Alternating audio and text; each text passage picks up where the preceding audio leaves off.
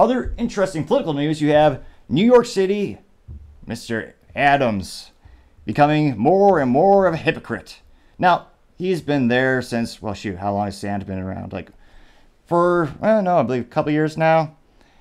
And it's one of those fascinating things where you see this in blue states specifically.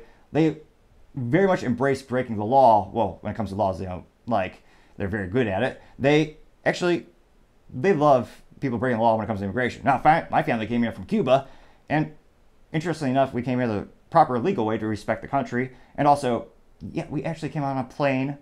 Although I can swim okay. No, I can't swim very good. I would have been screwed. But we did come here on a plane. One of the last ones, incidentally enough. A fascinating tale for another time. But we came here and did it properly. And interestingly enough, they like and believe in sanctuary states, where they encourage people to break the law and come to the states and utilize the public resources. And for decades, they've not cared about other southern states being overrun in terms of resource allocation. One of the issues when you do have a overflow of immigration and it's illegal, you can't do proper resource allocation. That means they're going to be using public utilities, public schools. There's a lot of things where they're designed and we're budgeting certain things such as maybe a classroom or even simple things such as police force coverage. There's a certain ratio that you're looking for, your certain plan that you have, and certain costs that are appropriately allocated. All those public sectors, I would say, improperly allocated, to be honest. But it's one of those issues where in the South, for decades, people would say, hey, this is throwing off all of our calculations. We can't afford this. And yet, they would just say, they would encourage it. They would tell people, hey, just come up. You'll never be prosecuted. We'll have the Dreamers Act. We'll just grandfather you in. And this is, 2001, Mr. Adams, the mayor of New York City, saying, oh, yeah, just come on over here.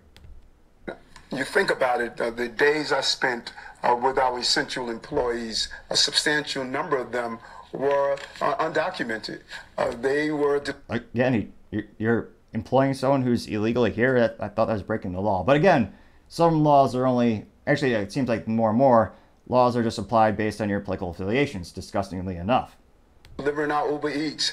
They were stocking our stores. They were out in the streets, keeping our city running. We have to expand NYC Care to make sure everyone has health care. We need to make sure we have proper translation services in our schools. What? Proper translation services for people who are not paying to go to schools?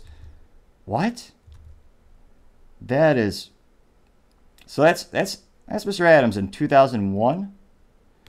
And he's saying they should actually have all those extra things. And again, that's costing the people who are here legally tax dollars. And Lord knows we're taxed to death already with the U.S. federal government stealing, taxing 40%. Sometimes your state taking another 10%. Sales tax taking another 10%. How much of that money is really yours? How much of that dollar that you make is really yours? Another topic for another time, perhaps. So that was Eric a couple years ago. It sounds like, oh yeah, he's all about breaking the law. Keep coming here. We'll give you all the opportunity. How times have changed and how two-faced the sunlight is making him as more transparency is brought. This is what he's saying now. We're getting no support on this national crisis. And we're receiving no support. And let me tell you something, New Yorkers. Oh. Never in my life have I had a problem that I did not see an ending to. I don't see an ending to this. So you're not liking the problem you yourself created and encouraged. Fascinating. See an ending to this. This issue will destroy New York City. What? The issue you yourself promulgated and helped and encouraged to happen. This is a theme yet again I see more and more politicians, specifically a couple on the politically left side of the aisle, where they'll promulgate all these ideals and they don't like consequences. They hate consequences. But every once in a while, there's some karma or justice where, oh yeah, there's actually consequences for reaction. Now, he's been seeing what the southern states have been working with for decades. Because again, there's a finite number of resources, and it's one of those instances where if you don't have the proper planning and you're encouraging people breaking the rules, you're not good for anyone. And now, ironically enough, even people in Chicago, the bluest state in the union, I believe, and also incidentally has some of the highest crime rates ever, but it's got great culture, I'm told. The Bears will be good next year. No, kind of like Chicago will be safe next year. It's the policies that they want. It's the policies they keep voting for. I hope they change, but they have not statistically historically done for 92 years, I believe. But it's one of those fascinating things where now the consequences are coming and he doesn't like it. The hypocrisy is amazing. Good old New York City, Eric Adams. Now, I wonder if they're going to call him racist or Republican now, because remember, people in Texas, people in other states where they have more direct correlation with this type of issues, they were called racist if they said we should have a immigration policy or we shouldn't let people in here illegally. And for the record, I think the immigration process for the United States is too cumbersome. Everyone, not just people close geographically to the United States, should have an equal opportunity to come to the land and free and contribute to society and to be a net benefit for society. I think everyone should have an equal opportunity, not just people geographically close.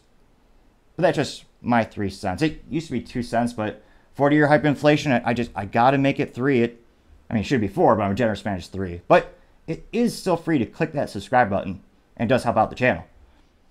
Thank you so much for taking the time to tune in today. I really appreciate it. Don't forget to click that subscribe button. I know it's ambitious, but trying to get to 4,000 subscribers by the end of September, I think we could do it together. Don't forget to take the time to comment and like the video. I really appreciate the feedback, whether it's making my speech or trying to make my speech slow down a little bit, try to be a little bit more articulate in the videos. Thanks to you, I was able to bring that more to my attention, put it on my list of things that I'm trying to improve on, or whether it's giving me feedback, whether it comes to the UAW issue, or maybe it's political stats, or maybe just your experience in certain business segments. More data, the better. I'd love to hear your experiences, and I could bring them up next time we talk about them on the show. So don't forget to leave the comments. I greatly appreciate it. Also, don't forget to take the time to tell your friends, tell your families, tell your coworkers, heck, tell your enemies, tell anyone and everyone. Just stay safe and fight the good fight.